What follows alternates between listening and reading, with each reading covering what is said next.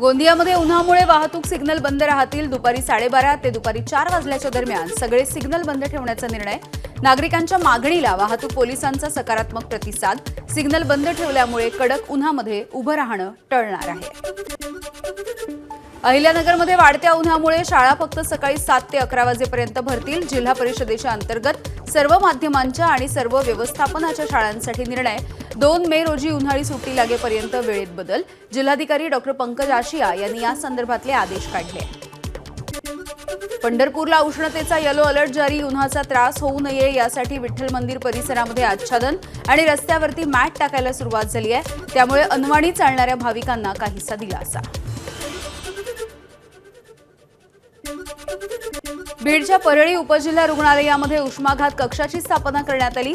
गेल्या 15 दिवसांपासून सातत्यानं तापमान 40च्या पार गेलंय आणि यामुळे प्रशासनानं हा निर्णय घेतलाय। नागरिकांना गरज असेल तरच घराबाहेर पडा असं देखील आवाहन। रायगडच्या पेण तालुक्यामध्ये भीषण पाणी टंचाईची समस्या जाणवतीये। खारेपाट विभागामधील 18 गावं आणि 29 वाड्या तहानलेल्या। लोकप्रतिनिधींवरती ग्रामस्थांची नाराजी। भांडी घासण्यासाठी दूषित पाण्याचा वापर करण्याची गावकऱ्यांवरती वेळ आली आहे। जळगावमध्ये सूर्याचा प्रकोप। पिण्याचं पाणी मिळत नसल्यामुळे मुख्य प्राण्यांचे हाल होत आहेत। प्राण्यांना पिण्याच्या पाण्याची व्यवस्था करण्यासाठी 1000 जलकुंडांचं वाटप। सामाजिक कार्यकर्ते रमेश मुनोत यांचा पुढाकार। बोंधू अशोक खरातची न्यायालयीन कोठडीमध्ये रवानगी। उद्या पुन्हा एकदा महिला अत्याचाराच्या 5व्या गुन्ह्यामध्ये खरातला कोर्टामध्ये हजर केलं जाईल।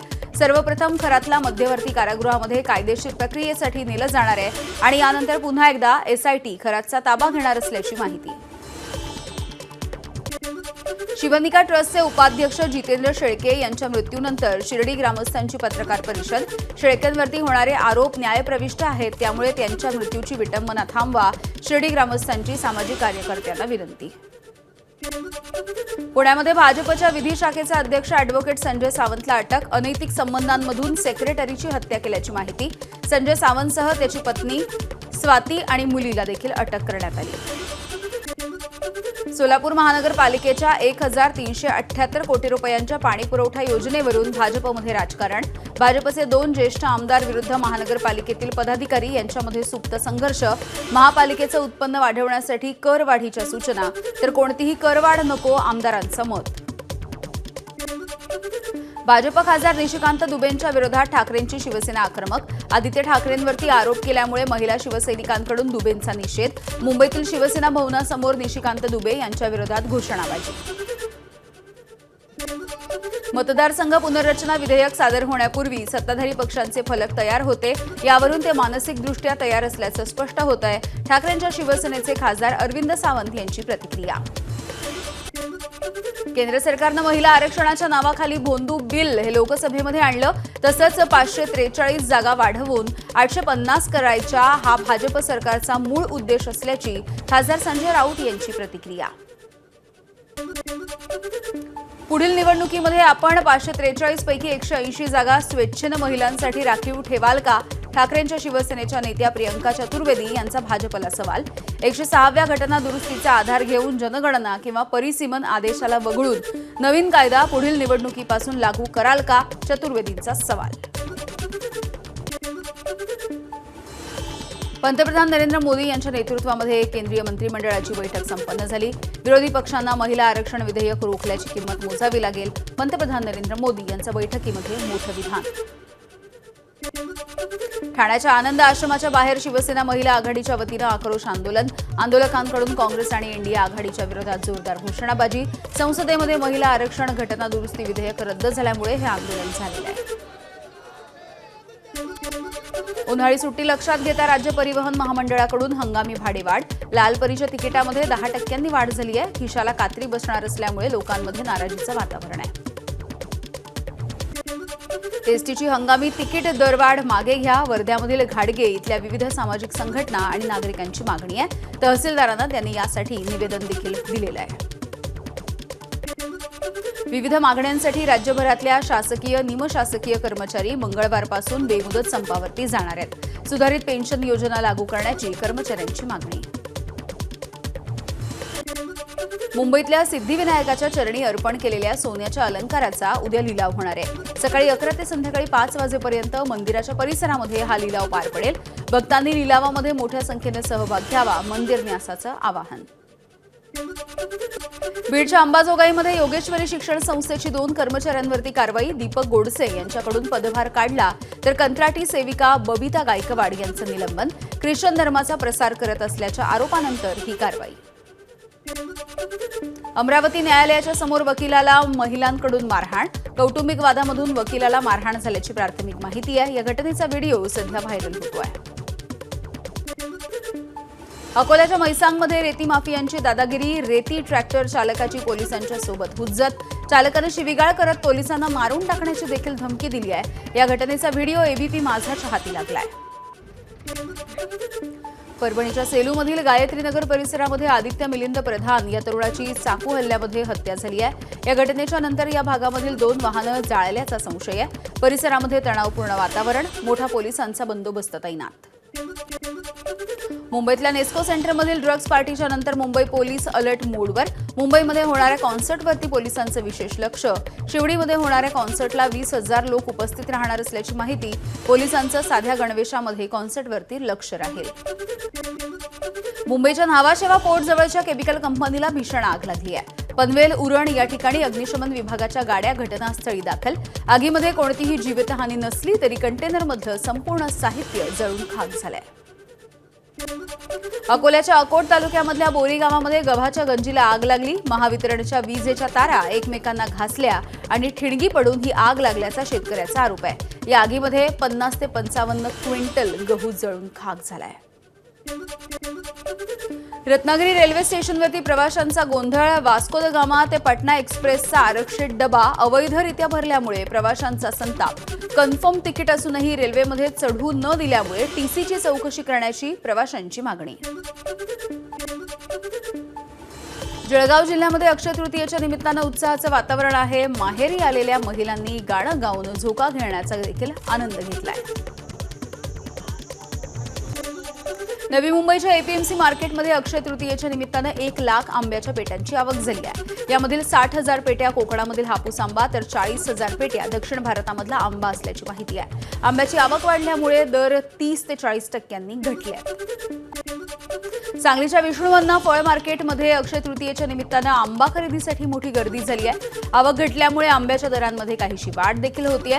हापूस आंब्याचे दर 800 ते 1300 रुपयांपर्यंत, पायरी आंब्याचे 800 रुपयांपर्यंत तर केसर आंब्याचे दर हे 700 रुपयांवरती गेलेले आहेत। वाशिम जिल्ह्यामध्ये एप्रिल महिन्याच्या पहिल्या 10 दिवसामध्ये 555 मेट्रिक टन खताचं वितरण करण्यात आलं। गेल्या वर्षीच्या तुलनेमध्ये तब्बल 43% वाढ झाल्यामुळे कृषी विभाग अलर्ट मोडवरती आलाय। मागच्या वर्षी एप्रिलमध्ये केवळ 13 मेट्रिक टन खताची विक्री झाली होती। साताऱ्याच्या खटाव तालुक्यातील विसापूर इथे ग्रामदैवत श्री वाघेश्वरी नवलाई देवीची यात्रा पार पडली आणि याच निमित्तानं भव्य बैलगाडा शर्यतीचं आयोजन। पुसेगावच्या चंद्या आणि चिलेवाडीच्या सर्जा या बैल जोडीनं पहिला क्रमांक पटकावलाय। गोव्यामधल्या कडशी मोबा परिसरामध्ये उन्हापासून बचाव करण्यासाठी ओमकार हत्ती सध्या पाण्यामध्ये डुबकी घेतोय। गोवा वन खात्याच्या टीमनं ओमकार हत्तीला सिंधुदुर्गाच्या डोंगरपाल भागामध्ये सोडलं होतं, मात्र रात्रभरामध्ये ओमकार हत्ती पुन्हा एकदा गोव्याच्या हद्दीमध्ये परतलाय। यवतमाळच्या कोलगाव कोळसा खाणीच्या डम्पिंग परिसरामध्ये पट्टेदार वाघाचा मुक्त संचार। नागरिकांमध्ये भीतीचं वातावरण। वन विभागानं तातडीनं उपाययोजना कराव्यात अशी नागरिकांची मागणी आहे। हिंगोलीच्या खांबाळा इथे नीलगाय अचानकपणे घरामध्ये शिरली आणि त्यामुळे खळबळ उडाली। सुदैवाने यामध्ये जीवितहानी झाली नाही, दुखापत झाली नाहीये, मात्र नीलगाय ही गंभीररित्या जखमी आहे। घटनेबद्दल माहिती दिल्याच्या नंतर वन विभाग न पोहोचल्यामुळे गावकऱ्यांनी संताप व्यक्त केलाय। ठाण्याच्या रस्त्यांवरती येत्या 15 दिवसांमध्ये डबल डेकर बसेस धावणार आहेत। पुढच्या आठवड्यामध्ये बसेसची चाचणी घेतली जाणार आहे। 3 हात नाका ते घोडबंदर, शिळफाटा ते डोंबिवली आणि मुंब्रा ते कळवा या मार्गांवरती या बसेस धावतील। वाशिम जिल्ह्यामधल्या 2,71,000पेक्षा अधिक शेतकरी पीक विम्याच्या प्रतीक्षेत आहेत। 2025च्या खरीप हंगामामध्ये झालेल्या नुकसानीची भरपाई मिळण्यासाठी विलंब होत असल्यामुळे शेतकऱ्यांमध्ये नाराजी। आखाती देशामधल्या युद्धजन्य परिस्थितीच्या पार्श्वभूमीवरती सरकारचा रॉकेल वाटपाचा महत्त्वाचा निर्णय. गोंदिया जिल्ह्याला 60,000 लिटर रॉकेलचा पुरवठा. सध्या गरजू कुटुंबांनाच रॉकेलचं वाटप केलं जाणार, जिल्हा पुरवठा अधिकाऱ्यांची माहिती. नंदुरबारच्या सातपुड्यातील दुर्गम भागामध्ये आखाती देशामधल्या युद्धाचा परिणाम. मागणी केल्यानंतरही वेळेत इंधनाचा पुरवठा होत नसल्यामुळे अनेक पेट्रोल पंप बंद आहेत. वाहनधारकांच्या अडचणींमध्ये देखील वाढ झाली आहे. धुळ्यातील सिंदखेडामध्ये गॅस सिलेंडरसाठी ग्रामस्थांचा रास्ता रोको. उद्या अक्षय तृतीयेचा सण आहे, मात्र सिलेंडर मिळत नसल्यामुळे ग्रामस्थ आक्रमक झाले. सिलेंडर उपलब्ध करून देण्याची देखील मागणी. भंडाऱ्यामध्ये गॅस सिलेंडर ग्राहकांचा संताप. सिलेंडर दिल्याचा मेसेज, सबसिडी देखील खात्यामध्ये जमा झाली, मात्र सिलेंडरच मिळत नाहीये. त्यामुळे ग्राहकांनी गॅस एजन्सीच्या समोर राडा घातलाय. ग्राहकांनी भंडारा नागपूर हा महामार्ग देखील रोखून धरला. अमेरिका आणि इराण यांच्यामधल्या शांती वार्तेची दुसरी फेरी ही सोमवारी होण्याची शक्यता आहे. अमेरिकी माध्यमांनी हा दावा केलाय. शांतता चर्चेची दुसरी फेरी ही येत्या सोमवारी इस्लामाबाद या ठिकाणी होण्याचा दावा. हॉर्मुझची सामुद्रधुनी खुली केली तरी देखील इराणचाच अधिकार राहील. नाकेबंदी ही कायम ठेवाल तर हॉर्मुझ बंदच राहील. इराणी संसदेचे अध्यक्ष मोहम्मद बागेर घलिबाफ यांचा इशारा. इराणच्या अधिकाराखाली हॉर्मुझच्या सामुद्रधुनीमधून 20 जहाजांची ये-जा सध्या सुरू झालेली आहे.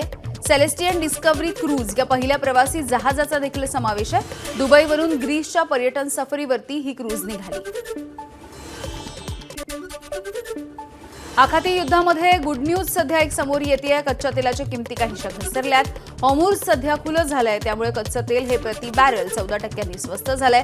कच्च्या तेलाचे दर $98 वरून $84 पर्यंत घसरले. आखाती युद्ध शांतता कराराकडे जात असताना रशियाकडून तेल खरेदीसाठी अमेरिकेची आता 16 मे पर्यंत सवलत. 11 एप्रिलला संपली होती सवलत. भारत आता हे स्वस्तामधलं कच्चं तेल खरेदी करू शकणार आहे. भारताची रशियाकडून महिनाभरामध्ये जवळपास 2 लाख टन तेल खरेदी. इराणवरती पुन्हा एकदा हल्ले सुरू करण्याचा डोनाल्ड ट्रम्प यांचा इरादा. अमेरिकेचे राष्ट्राध्यक्ष ट्रम्प हे युद्धविराम पुढे नेणार नाहीत, अमेरिकेमधल्या पत्रकारांचा दावा.